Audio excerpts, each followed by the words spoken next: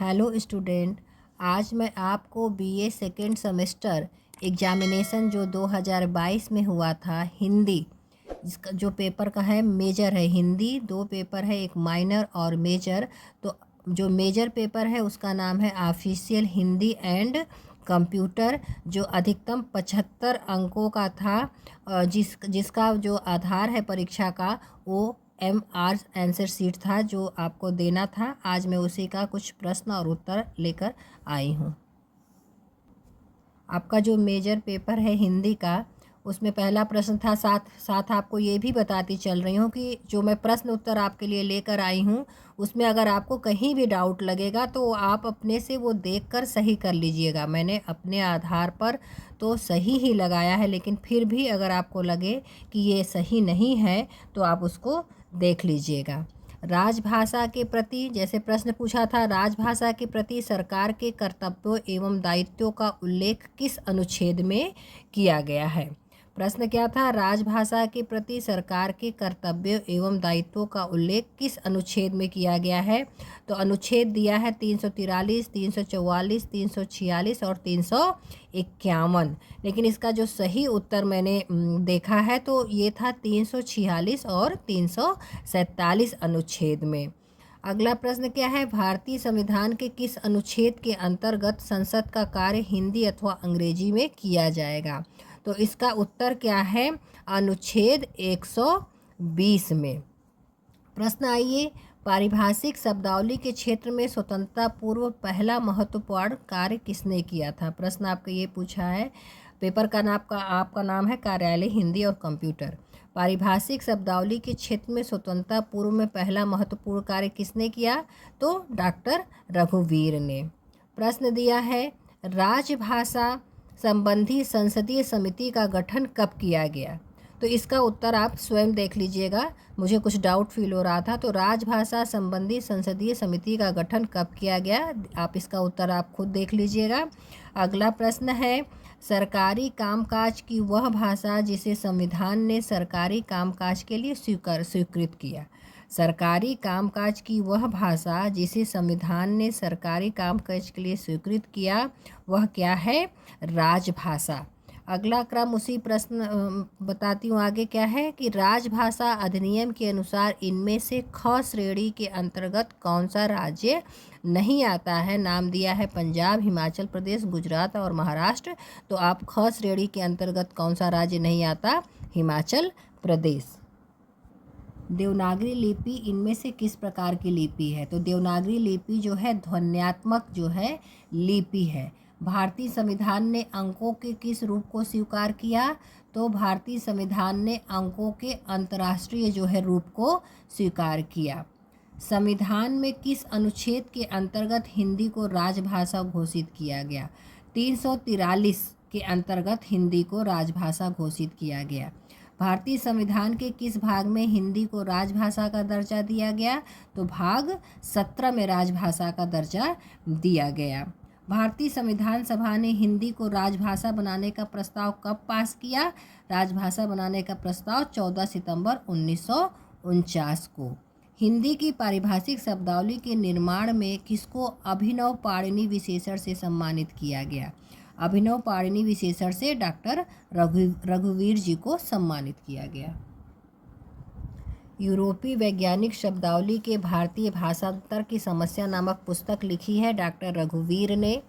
जिसकी परिभाषा की गई हो, जिसकी सीमाएं निर्धारित कर दी गई हो, यह किसने कहा। तो यह भी डॉक्टर रघुवीर ने कहा। पारिभाषिक शब्दावली के संदर्भ में जवाहरलाल नेहरू ने क्या आग्रह किया? स्पष्टता। फिर ये है आपका BENIFICIARY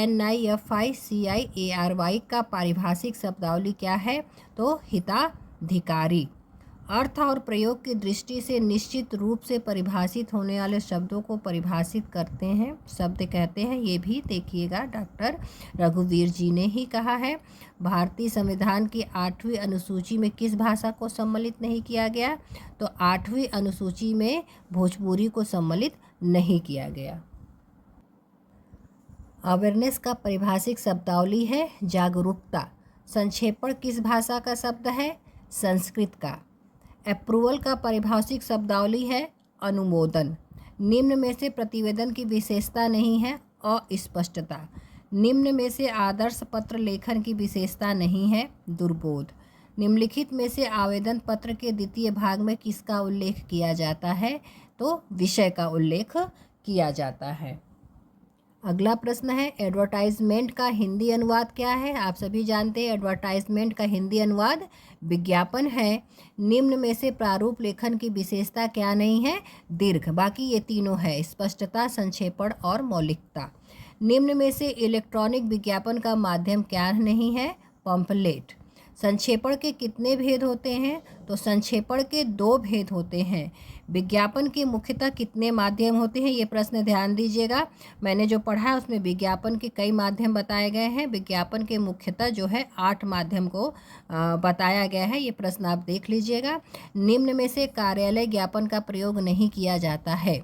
कार्यालय ज्ञापन का प्रयोग कहाँ नहीं किया जाता है, आत्म निर्देशन में। कंप्यूटर साक्षरता का अर्थ है, देखिए आगे कुछ प्रश्न कंप्यूटर पर दिया हुआ है। तो कंप्यूटर साक्षरता का अर्थ है कंप्यूटर की कार्यप्रणाली जानना। डिजिटल कंप्यूटर विकसित किया गया कहाँ, यूएस द्वारा, USA द्वारा। निम्नलिखित में से कंप्यूटर का गुण है, क्या है गुण, त्रिभुगति, त्रुटि रहित कार्य, गोपनीयता। तो आप लगाएंगे उपयुक्त सभी। इनपुट का आउटपुट में रूपांतरण किया जाता है किसके द्वारा, CPU द्वारा। इनमें से कौन कंप्यूटर का गुण नहीं है, बुद्धिहीन। बुनियादी कंप्यूटर प्रोसेसिंग चक्र में शामिल है, क्या शामिल है, इनपुट, प्रोसेसिंग और आउटपुट। CTRL+S का प्रयोग किया जाता है किस चीज़ के लिए, सेव करने के लिए। कंप्यूटर का जनक किसे समझा जाता है, चार्ल्स बैबेज को। CTRL+P का प्रयोग किया जाता है प्रिंट करने के लिए। भारतीय सुपर कंप्यूटर का नाम परम है। CTRL+A का प्रयोग किया जाता है खुले डॉक्यूमेंट को सबको सेलेक्ट करने के लिए। विश्व में सर्वाधिक कंप्यूटर वाला देश कौन सा माना जाता है, तो संयुक्त राज्य अमेरिका माना जाता है। कंप्यूटर साक्षरता दिवस मनाया जाता है 2 दिसंबर को। कंप्यूटर साक्षरता दिवस 2 दिसंबर को मनाया जाता है। CPU का पूरा नाम है सेंट्रल प्रोसेसिंग यूनिट। कंप्यूटर के कार्य करने का सिद्धांत है इनपुट, आउटपुट, प्रोसेस, उपयुक्त तीनों। इनमें से कौन एक इनपुट डिवाइस नहीं है, keyboard, mouse, barcode, card reader. इसका प्रश्न थोड़ा सा मुझे असमंजस की स्थिति है, आप स्वयं देखिएगा। कंप्यूटर का मस्तिष्क कौन कहलाता है, CPU। निम्नलिखित में से कौन सा आउटपुट का एक माध्यम है, प्रिंटर। निम्नलिखित में से आउटपुट का माध्यम जो है प्रिंटर है। निम्नलिखित में से कौन आजकल सबसे अधिक प्रयोग होने वाली इनपुट डिवाइस है, तो वो इनपुट डिवाइस जो है माउस है। निम्नलिखित में से कौन सर्च इंजन नहीं है, गूगल, याहू, बिंग या लिनक्स। तो लिनक्स सर्च इंजन नहीं है। निम्नलिखित में से कौन सा आउटपुट और इनपुट डिवाइस दोनों है, प्रिंटर। निम्नलिखित में से कौन सोशल नेटवर्किंग साइट नहीं है, एपिक। विकिपीडिया की स्थापना कब हुई, तो विकिपीडिया की स्थापना जो है 2001 में हुई। भारत में इंटरनेट क्रांति की शुरुआत कब हुई, भारत में इंटरनेट क्रांति की शुरुआत 15 अगस्त 1995 में हुई।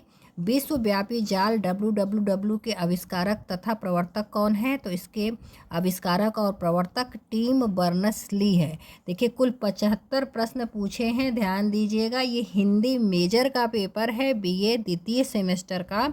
कुल 75 क्वेश्चन पूछा है। मैंने आपको 50-55 तक हल करा दिया गया है। अंत में फिर यही कहूँगी कि जो भी प्रश्न आपको असमंजस की स्थिति में होगा वो आप देख लीजिएगा। वैसे मैंने पूरा प्रयास किया है कि आपको सही जानकारी दूं।